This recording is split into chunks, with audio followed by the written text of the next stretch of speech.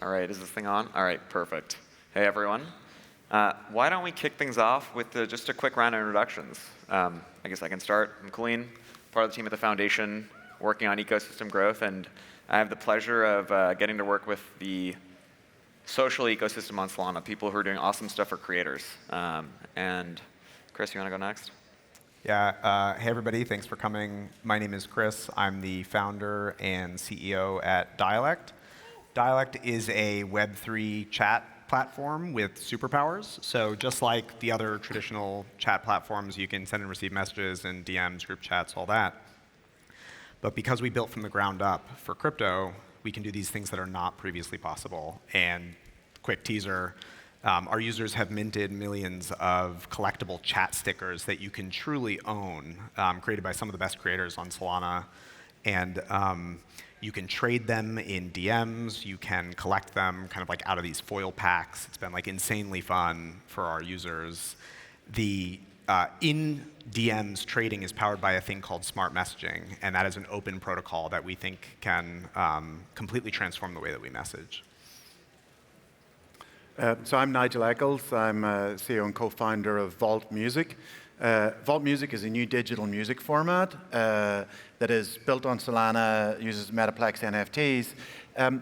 What we actually do, and the inspiration for it was we've been working with artists for several years, and one of the things that really surprised us was that a lot of artists, of all scale don't really do that well out of streaming. And what we saw was they were making money from merch, T-shirts, caps. We were like, this is crazy. Why aren't you selling your music? But no format existed that they could actually create, that they could sell directly to their fans. And so what we created with Vault is a format that allows an artist to create a deluxe version of it, like an album or a single, and then sell that directly to their fans in a limited edition. So it might be only 100, 200 of these. What their fans get is they get unique, often unreleased music from these artists that no one else can listen to. If there's 100 of them, there will never be 100 of them. Only the owners of those vaults can listen to it. And so they get something unique, but they also have ownership of it. Because it's fully built on the blockchain, they can gift it to a friend and they can resell it. Additionally, what it does is create this new connection between the artist and the fan. And something we've actually created, and we're just launching at the moment, is this fantasy record label format, which is it allows the fans actually to put together a roster of 5 artists as if they were a record label. And then we score those artists every week based on their performance on Spotify, on monthly listener numbers, and then give rewards, both cash and points, to whoever's got the best roster. So that's something that's actually in development right now. Cool. And then, yeah, I'm Adam. I'm one of the founders of Standard Crypto. We're a US-based venture firm that's only investing in crypto, as the name implies. We're a bit over $1 billion in terms of assets. And we've been quite active within the social space. So we're investors in Audius, which I believe actually is the largest on-chain social network today, also part of the Solana ecosystem. We're also investors in Farcaster and then Telegram. Hi, I'm Vixit, founder and CEO at SolarPlex. SolarPlex helps creators establish 10x better relationships with their audience than is possible on traditional social media. And we also provide them ways to make money using methods that are not ads. The way we do this is we've created what we are terming a social marketplace for digital content. But what that really means is allowing people to, today things are basically separate. Social media is separate. Marketplaces for content are separate. And as I think we've seen before, the only way content creators can monetize today is by selling random drop-shipped items on TikTok, right? They have absolutely no way to actually get digital content in front of their audience. And Twitter doesn't help. Twitter, in fact, penalizes you if you put a link to a marketplace. So we're leveraging crypto and the Solana blockchain to connect these creators to get better relationships and then monetize them in a way that you don't need ads for. Awesome. Yeah, it's quite the panel we've got in front of us. But before we talk too much about Web3 social, I wanted to get your takes on what's wrong or what's missing with social media as it exists today. I think we've touched on some of the themes here. There's something around monetization, but if people want to chime in. investor viewpoint. Oh, man. It's got the high view down onto all the applications. Well, I appreciate you passing to me as the successful founder. But yeah, look, I would say I think that there is really a lot of different opportunities for innovation. I think one is that we've never seen money potentially so natively integrated in acquisition mechanisms and in retention mechanisms. And I think that right even to what you're speaking about with some of the challenges in existing social networks, monetization for creators is really, really challenging. So figuring out how to construct that in a sustainable way that isn't just something that makes growth hockey stick up and then quickly drop off, because I think in many cases a challenge is that the half-life of a token pump is a lot shorter than the half-life it takes to set up a network effect. I think more concretely, people talk a lot about users actually owning their data, and I think that there is a possibility where we can set up new types of social networks where users are actually economic participants in a way that they've never been before. And I think that's probably something Nigel's quite good to talk about, I think just to follow on that, like a lot of the issues we see in mainstream social networks today are really driven by the fact that it's free and advertising supported. And so we then go down to like the surveillance economy and all of the issues that we see with like Facebook and Meta products. I think crypto introduces monetization in a good way, or can introduce monetization in a good way, and that you actually can monetize these products directly. And I think, as Adam says, it also can help solve that kickstart problem, which is no one wants to join a social network that has no users. But what if I said to you, as being an early user, you're also an economic participant in this network? That's the promise. Now, that's incredibly hard, and something that we talk about is, what are the products that have used that early economic incentivization to incentivize, get to scale, and then successfully remove the economic incentivization and stay at scale? And there's very few. Like I think Ethereum is one example that has done it. There's arguably some other products, but that is a very, very hard thing to land. But that's the promise. Totally. I mean, one thing I'll just sort of plus one is the point I think Vikshit made earlier around these platforms being existing social media platforms being exceptionally good for building an audience, but exceptionally bad for actually making money. Mm-hmm. And crypto as a thing that sort of fundamentally enables money to be created and used, it sort of feels like there's something there. And so that's definitely a topic I want to double click on it in a little bit. But one of the hardest things about social media networks is getting them started. And so I'd love to hear from each of you around tactics that you guys have tried that have either been successful or haven't worked in sort of getting activity rolling on the platform. We're going to set aside the speculation and monetization piece for a second, because that I think is a whole topic unto itself, which I think there's a lot to say about. But that aside, what have you guys tried? What's worked? What hasn't? I'd say some of our experience. So prior to building Vault, we had another product called Flick. We actually built a chat product on the BitClout now DeSo protocol. So, like I've been pretty agnostic about building on different blockchains. Like we gravitated towards Solana because it was fast and cheap, and it had this vision of being fast and cheap at scale. But we built on DeSo before, and one of the challenges that we saw with DeSo was it tried to build horizontally. It tried to be the everything product, and I think that's incredibly hard now. There already are horizontal products like Twitter or Instagram or Facebook that serve loads of different communities. Where I think people have seen more success, and what we're trying to do with Vault Music is to focus on, in Vault Music, we're much more focused on small independent artists or small and mid-scale independent artists, where we can build a critical mass of fans and artists and build community that way.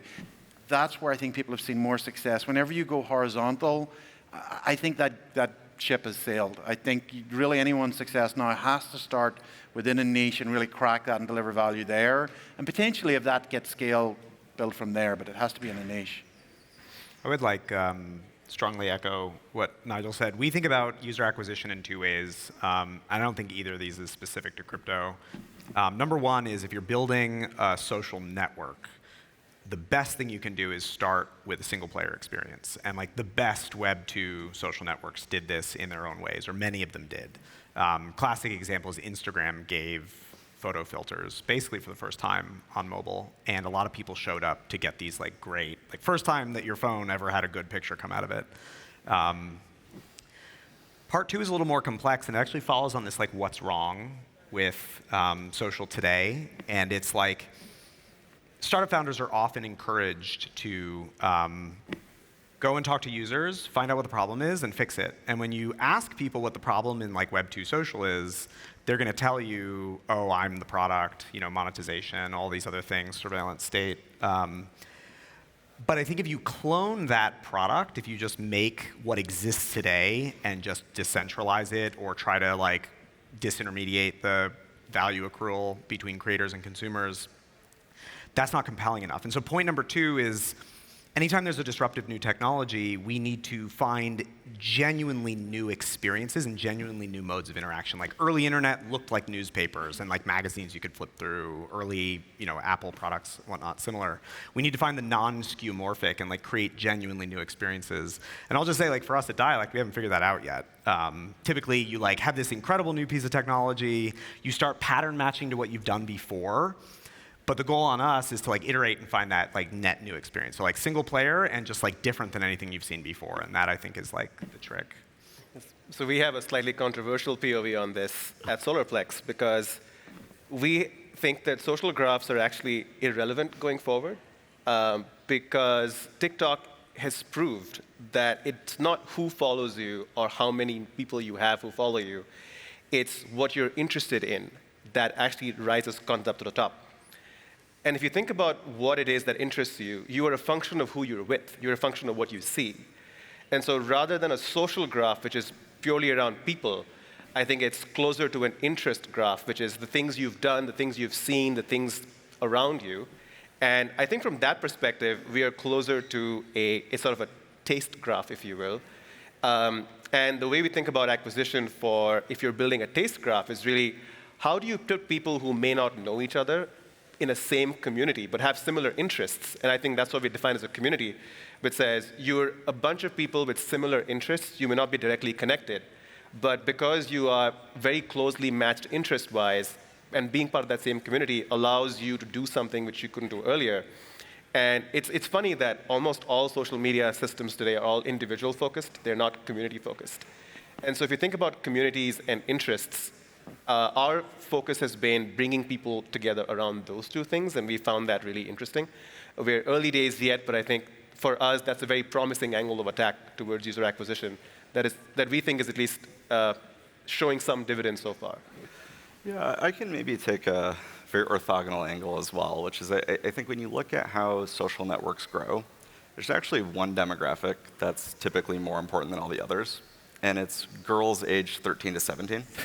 And it sounds kind of funny, but you look at like the development of Snapchat, you look at the development of TikTok, of course, you see that driver. And I think I don't know what the tactic is for crypto, but I will highlight that a lot of the apps that we're talking about are very, very unrelated to that core demographic that's historically been really, really strong in social. So it's super interesting to see, how that changes the target, or maybe this is even what breaks that trend.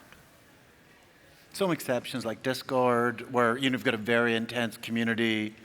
But yeah, you're right. For generalized apps like Instagram, Snapchat, yeah. And I would argue even for Discord, there's a very, very large populace. It's just slightly different from some of the core Discord, gaming. Definitely a younger demographic that's tons of free time. Right. Yeah. Maybe sports betting will be next. Yeah. I don't know. It's interesting within music. So my last company was FanDuel, sports betting and fantasy business.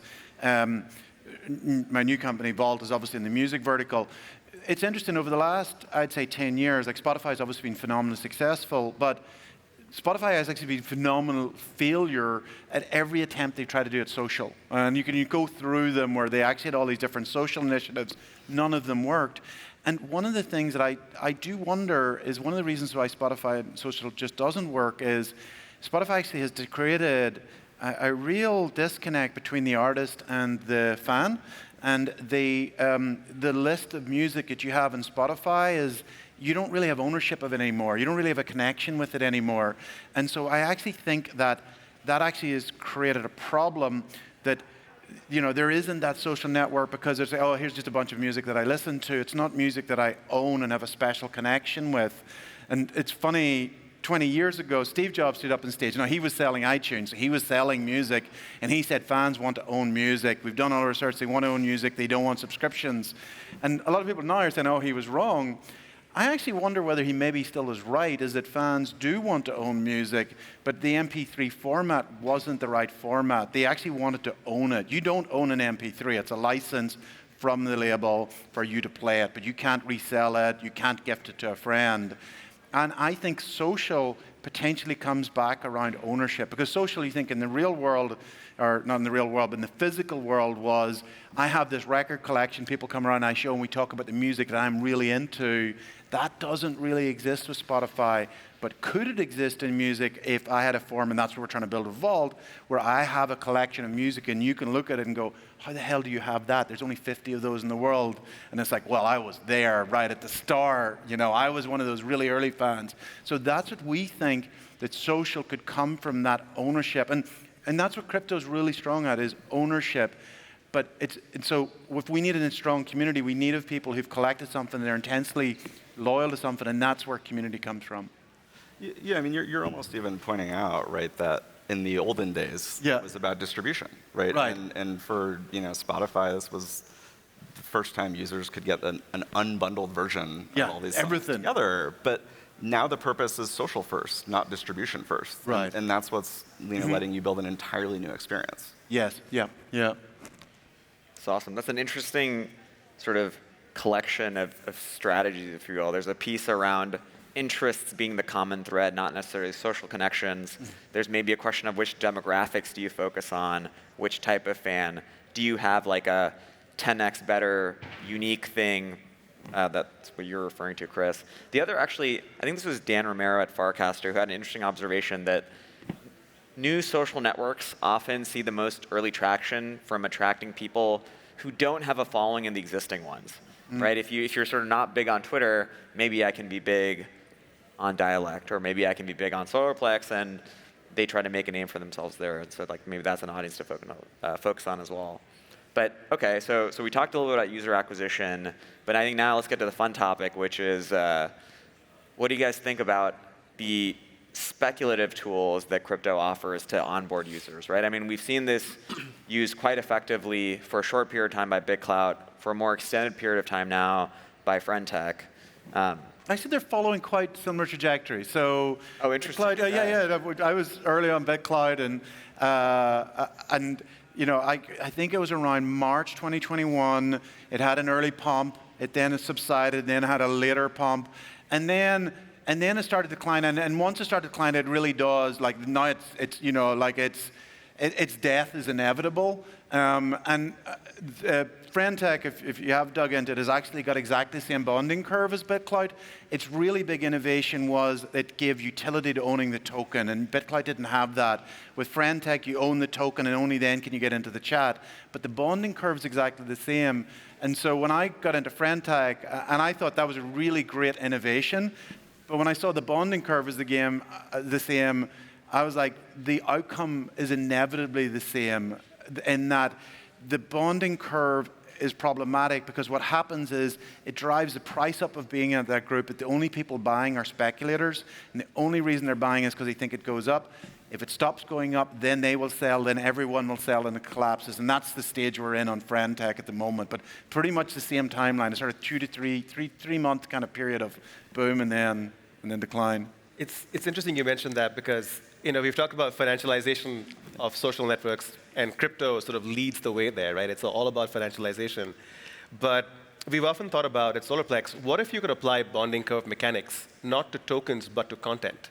Like the first edition Abbey Road LP is worth a lot if it's unopened, right? The only reason it's worth that much is, first, there's a scarcity of that, but also second, the Beatles are so big. So if you think about a bonding curve applied to content and say, as the trajectory of an artist gets higher and higher, and their rare and early aspects of content becomes much more scarce, the value is controlled by a bonding curve. And whoever can figure this out in a way that is also able to sort of socially mint it or marketplace or whatever that is, that to me is a really interesting use case of this sort of speculative game dynamics without it being the primary use case of a social network like it has been for BitCloud and Friendtech and all these, because there's really no lasting content that gets created. So we're thinking about that a lot, actually, to see how we might be able to implement some of that. I think bonding curves are fascinating to play with, but my question is, can they create something that's more of a social utility than, like, if you remember the hot potato games, like where like you basically would sell the NFT on at a fixed price, and then eventually somebody would end up with a very expensive NFT and nobody wanted to buy it from them. So that's kind of what the bonding curve creates, and I think it creates a very fun speculative game. The question is, can it create a fun game that translates into like a usable product? And I don't. Have you seen one? Well, I mean, I guess the truly cynical view, right, is money has always had product market fit and always will have product market fit.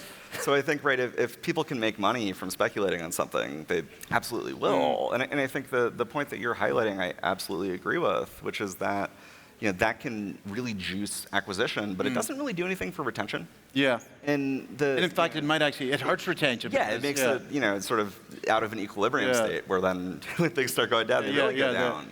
And the challenge to solve is, like, how do you make the core product loop actually drive that long term? Because in many cases, you have this thing that has a lot of monetary activity, but is a really small social network by outside standards, and it's really hard to have that drive the inherent utility when the user base is maybe 1/100th of what it would be if it was not a crypto based application. Yeah. Like, I certainly, and one of the things with Friendtech, just we can move on, but in a moment.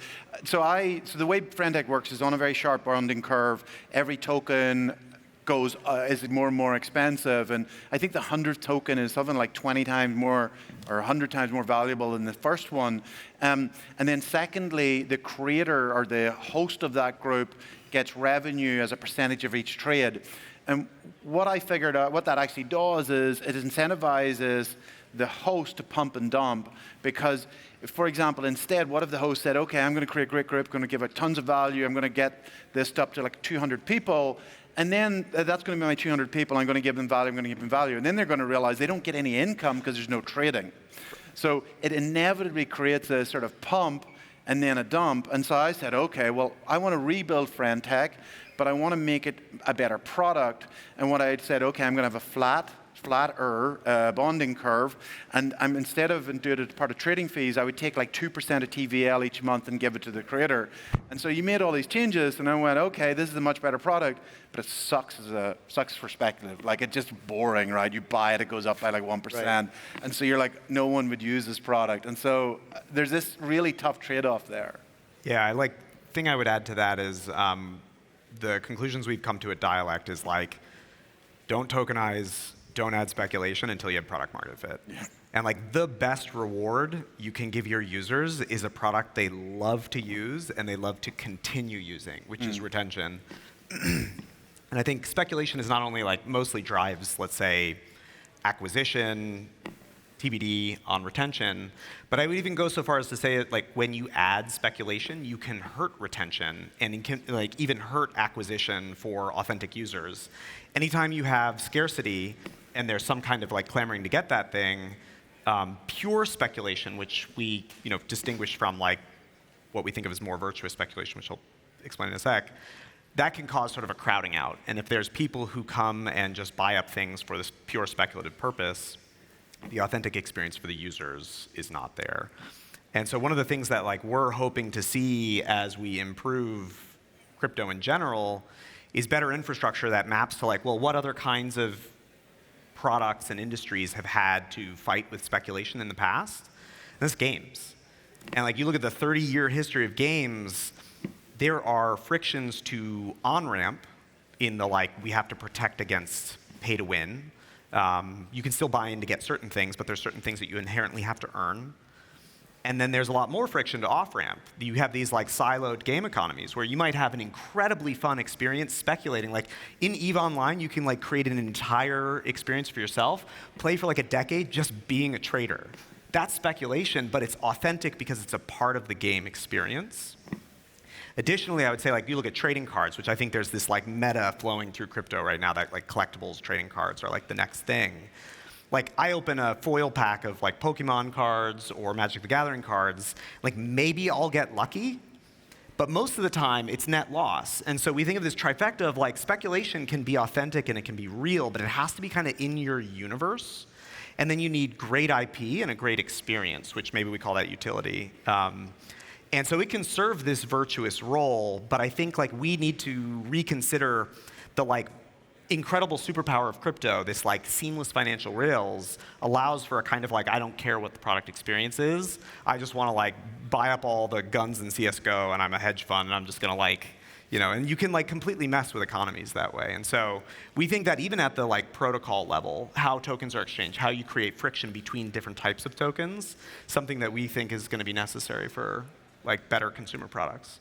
I want to touch on the retention part for a second, because I think you mentioned that speculation can actually hurt retention. But if you think about people opening foil packs and things like that, they come for that every day. If you made it a daily behavior, which was what happens for a lot of games, for instance, which is actually a part of speculation. You come back, you come every day, you're like, I roll a dice, what am I going to get? And that behavior is actually really interesting because, you know, in some sense, it brings you back because the surprise element is there. Oh, 100%. Do you feel like that maybe there is actually a different way to think about speculation for retention in a way that actually helps, not hurts it? And we've seen this directly. This is a great question. We've seen this directly at Dialect, and I'll come back to this like trifecta that we think. Like when I come back for that roll of dice, whether it's in Dialect because we do foil packs with these chat stickers, or Magic the Gathering, Pokemon, that is so much fun. But what I get out of it has great, like I like to call it lore, but let's say IP, like great content that you love and you've fallen in love with, and then also some kind of experience around it. So I can take my cards and I can go play them, or I can like, you know, the loot box in some gaming platform, I can go use those utilities. So like I think it has to be within the universe of the content. Yeah, I mean, I think maybe to even bridge what you two are saying, it's about understanding and developing the core user loop. Right, because it's not speculation for the sake of speculation. You know, in a game where it's trading cards, literally the core loop of the game is building your deck and, you know, getting better and competing with other players. So of course that level of randomness and speculation is inherent. But if it's something that is, you know, a more generic social application, and now you've added a speculation piece on it, but that's sort of adjacent to the core product, it's hard. And I think in many cases, because of the incredible, you know, fuel it puts on the fire of user acq, we see tokens and monetization get flipped on a lot earlier in social than we're used to seeing outside of social. For instance, there's, you know, a social app that I think probably everyone in this room is on, which is Telegram, and their monetization efforts happen really, really late in the journey when they're well into the hundreds of millions of monthly actives, because they were so focused on the core loop and distribution. Yeah, I think that's a great point. Oh, sorry, I was just going to, the core loop thing is actually interesting because what we've seen over at SolarPlex is creators issue reaction packs, which you can use in the core app. And when people come back every day to find new reaction packs they can then use, that actually drives a lot of really interesting dynamics. Like we see new kinds of social behavior come out. Like for instance, people were giving each other 420 bunk as the equivalent of a Facebook poke, because that was just a behavior that didn't exist before, but now it does. And I think things like that, which is basically speculation in some way, has been actually really interesting for us to see. Yeah, like, so one of the models that we talk a lot about crypto or NFTs is sports trading cards. And sports trading cards, really, really strong in the US, less so outside the US. Soccer's getting more popular.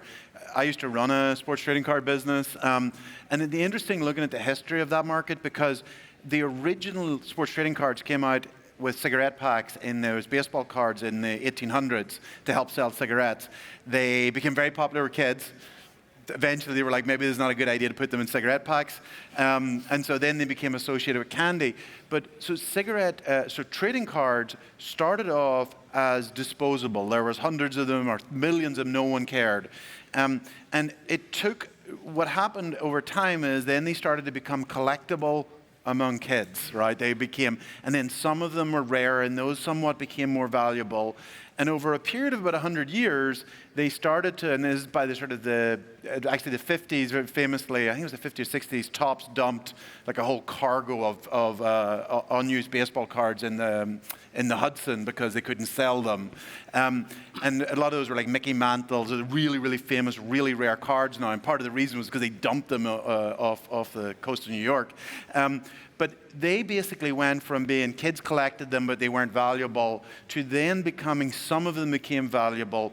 And so people started to say, well, actually, you could even invest in these. Or those kids grew up, then they had more money, then they bought them, and they became sort of an investment. And what happened in the 80s is they went from investment to become an item of speculation, and then they absolutely skyrocketed. And like what happened with NFTs was when there was so much demand, supply met demand and then far exceeded it. It's known as the junk wax era. So basically cards were making hundreds of millions and billions of cards, and then the whole market collapsed. And that actually happened in the sort of cycle 80s to early 90s, particularly with the baseball strike. Baseball cards came back in 2020 during COVID, and the market saw like a sort of 10x uplift around 2020. Same thing happened. Lots of people came into the market, and then the market basically turned in early 21 and then collapsed again. But it's gone back to where it was, which is collectors, long-term people who just intrinsically love buying what are little pieces of cardboard. In fact, I remember arguing early in 2020 about somebody with an NFT, with a card collector, and he was like, why the hell would you buy a digital picture of somebody? That's the most ridiculous. And I'm like, you spend literally thousands of dollars in pieces of cardboard of men, of men in sports gear. And he is like, you cannot argue with me that NFTs are valuable, are of no value. And so, but what we saw was what we've seen in NFTs, which is a bubble and then a collapse. But there are still collectors, and we will see it start to come back again among some of these. Now, not everything's coming back, but some of them will have value. But you need to have that core of collectors that just have utility and feel value in making that collection. So if I heard you correctly, Nigel, my PFPs will come back. It just might take a few decades. If you were As cardboard pieces. None of this is financial advice. Let's be very clear. Yeah. Okay. So if I try to encapsulate some of the discussion here around speculation, it seems like what a lot of us agree on is that you should first ideally try to find some sort of meaningful product market fit core loop that's engaging, and then the speculation can be sort of an element that you add to pour fuel on the fire, but it can't be an end unto itself, and you definitely have to do it carefully. There's a lot of mechanism design questions. Okay. Yeah, I think this is something. It's like a sort of area of study that we're going to see hopefully a lot of development in over the next few years. I do want to use some of our remaining time to talk about another, I think, pretty broad topic in Web3 social media, which is sort of the nature of open social graphs. I think it's interesting. People, will complain that, hey, Facebook sells your data, but that's actually not really true. In fact, the most valuable asset that Facebook has or Twitter has is your data, and they guard that extremely tightly, and what they sell is access to target people using that data, but it's never the data itself. And so for them, their monetization, advertising, targeting is all based on having their privileged view of understanding the people in their social graph. With Web3 social protocols, a lot of this infrastructure is going to be built, on an open database, in this case Solana or Ethereum or whatever. And I wonder, how does that change the nature of this business? Because if all of the social information is fully readable and open, what does that mean? Or maybe you could argue that actually it's not going to be fully readable and open on-chain. But I'm curious how you guys think about this topic. Yeah, I think for me specifically, it goes back to, there's a few things here, right? One is, as you said, the only way to monetize right now for social media companies is to use ads and sort of have a moat for all this data. Web3 flips this on its head because of, I think, three main reasons. And the first one is Web3 and crypto is primarily around sort of your interest. If you buy an NFT, if you buy a Mad Lads, you're now part of the Mad Lads community. That's an expression of interest, right? If you mint something else, or if you buy a piece of music at Vault or whatever it is, that's an expression of interest.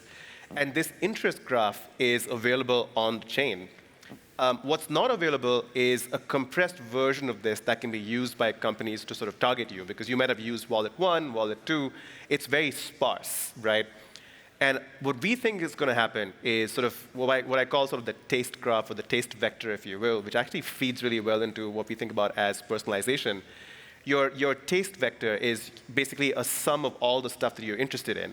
And this is aggregated on-chain, but it could be using zero-knowledge proofs. And ultimately, the data is available for anyone to use, but you, the user, now control it. Which means for the first time, you authorize Facebook to use your data, and not that Facebook says, I'm just going to use your data for whoever, and we hope that you like what we offer you. Right? So the fact that it inverts it is really interesting. And this is really interesting for creators because, for one, not only do their audience now have an interest expressed in that creator and this data is available, but now creators get to establish a really interesting direct relationship because they are no longer bound by the platforms that have so far held this data in their moats. And this actually opens up a whole new line of business models that we haven't even begun to explore. So I think Web3 truly can enable this stuff. Yeah, and I think I totally agree with the ZK point, and I'll even extend, it doesn't have to be just the on-chain part. All the off-chain stuff, especially if you look at sort of the intersection of ZK and ML, could be attested to be part of a model, but never actually shared. Right. And I think you also brought up a really interesting point earlier, right, about are they selling your data? I think what gives people the creepy feelings around privacy being broken is really about the compounding. If you think about it right now, TikTok, Facebook, et cetera, they have really, really good models on you because they touch a lot of different surfaces that you engage with every day. And I think the most important thing about this ZK future you laid out is you can actually stop others from compounding. And you can have the most compounded model, and you can allow others to query it for a payment, but never actually get the inputs. And I think that's what's really special and different.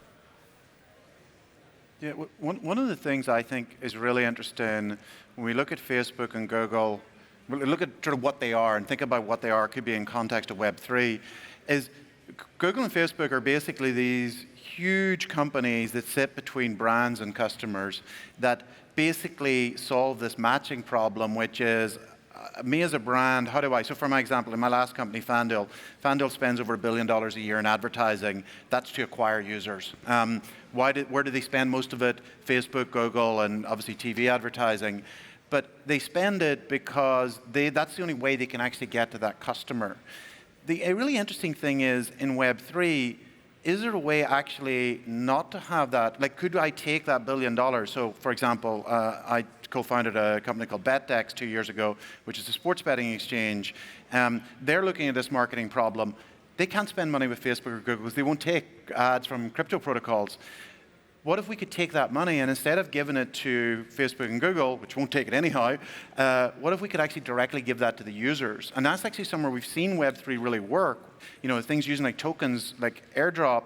But I think the problem at the moment is you're dealing with, like, are you giving it to the right users? Are you going to get like a bunch of Sybil attacks and people farming?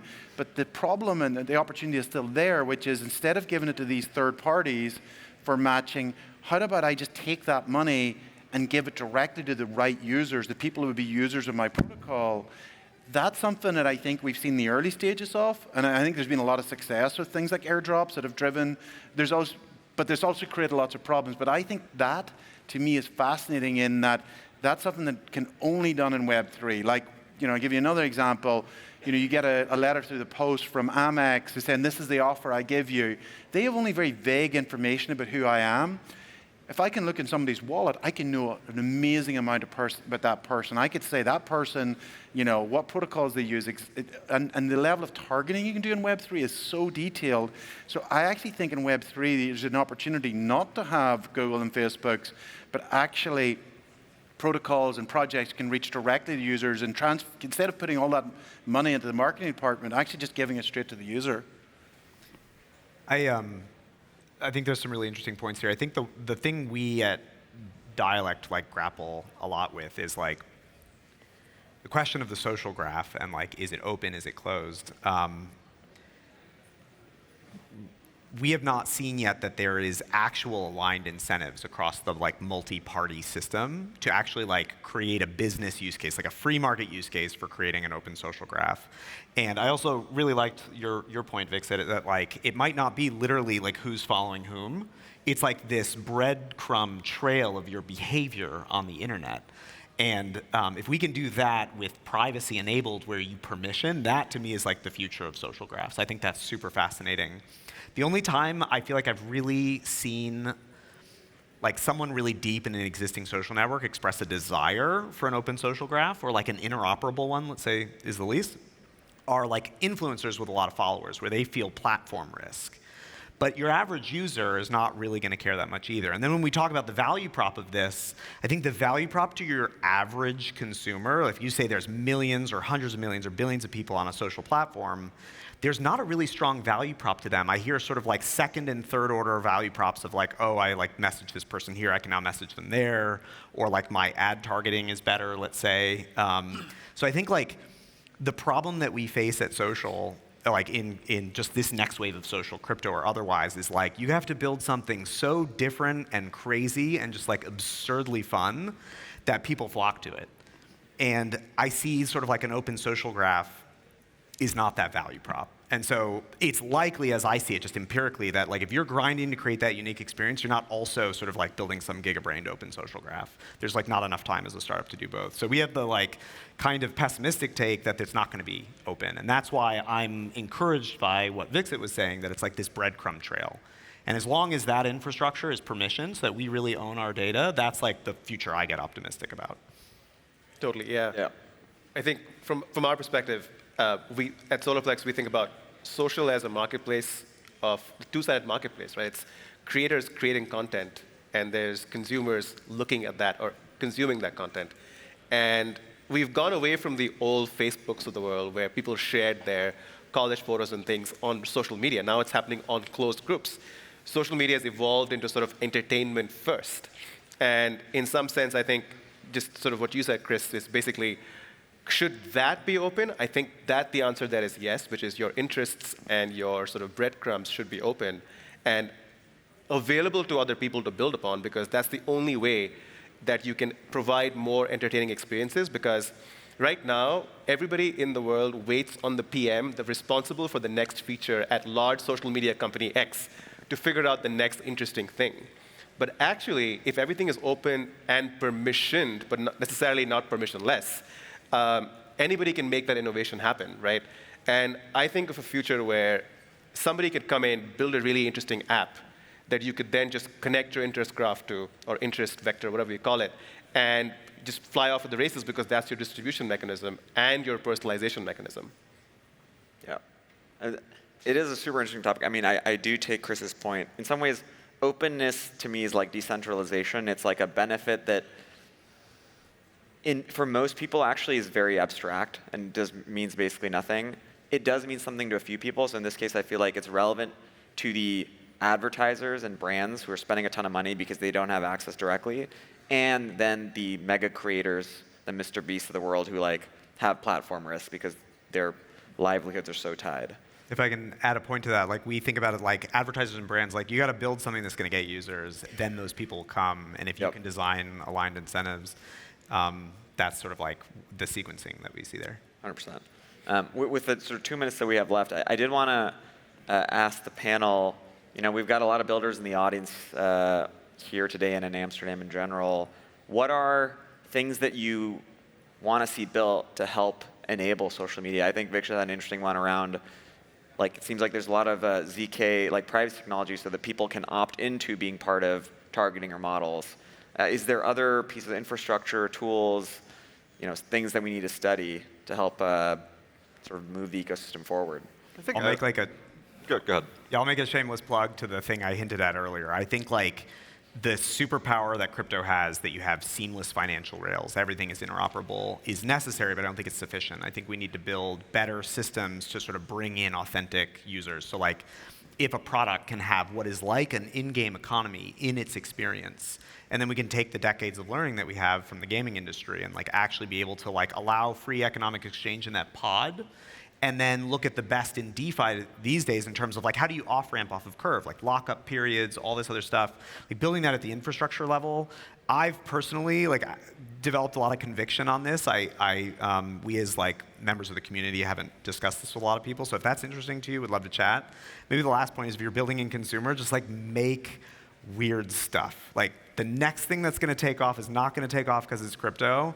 It's going to be this like break the skeuomorphism to Web 2, and it's just like different and strange. And I think we're just beginning to see stuff like that, but it's just like going to be unexpected and just wild and different. It's interesting you mentioned that, because for me, it would be on the other extreme of that spectrum. It would be the most fundamental thing we're missing today is onboarding people into blockchains is so hard. Asking them to install a wallet, getting that first 1 cent so they can make a transaction, all of that needs to be really abstracted away. We're making some progress now. Some teams in the audience are building sort of, pass keys. They're building different mechanisms of signings on Solana. They're building interesting wallet apps that are custodial but on-chain. But I think what we really need is an app that when somebody uses doesn't even look like it's a crypto app. It should be a regular app. You sign in with your email, with a password, and you're good to go. How do we make that happen? Because I think that is a fundamental blocker to even the narrative that exists of crypto being very scammy. And how do we change that? Because to your point, if you're going to get somebody who's a teenager right now to get into this, they're not coming in for speculation.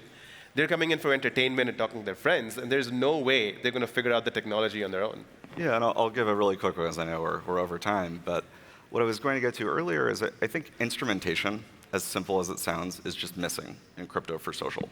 Understanding what it actually costs to acquire users. Tokens are not actually free. They may be free in some ways, but there's a trade-off being made. Understanding how cohorts look, understanding user behavior on other chains, user behavior on other apps within the same ecosystem, and so on and so on. I think this is in many ways limiting how to think about acquisition and retention today. Yeah, my two, just wrapping up, one would be instrumentation. Like, give me the ability, like from BetDeck's perspective, let me look at the people's wallets. Let me see who's using other chains. We can target those users. I was stunned at how poor the infrastructure is there. And the other one, and the total opposite end of the spectrum, is more weird stuff. Like, these are really interesting tools. Like even things like bonding curves. I think we've only scratched the surface what they can do.